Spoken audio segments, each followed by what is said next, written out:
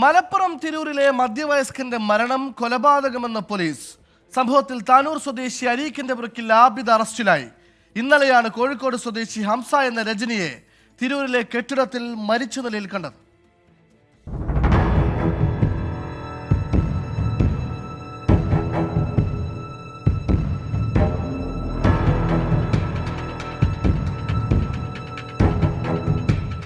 ഇന്നലെ വൈകുന്നേരമാണ് താനൂരിൽ നിന്നും ആബിദിനെ തിരൂർ പോലീസ് കസ്റ്റഡിയിലെടുത്തത്.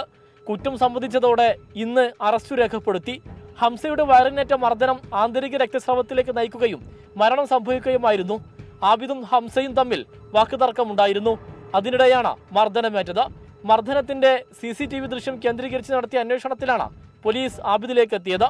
ഇന്നലെ രാവിലെയാണ് ഹംസയെ തിരൂർ KG പടിയിലെ കെട്ടിടത്തിൽ മരിച്ച നിലയിൽ കണ്ടത്. മൃതദേഹത്തിന് സമീപം രക്തക്കറ കണ്ടതോടെയാണ് പോലീസിന് കൊലപാതകമാണെന്ന സംശയം ഉയർന്നത്. പോസ്റ്റ്മോർട്ടം റിപ്പോർട്ടും കൊലപാതകത്തിലേക്ക് വിരൽ ചൂണ്ടിയിരുന്നു. 24 തിരൂർ.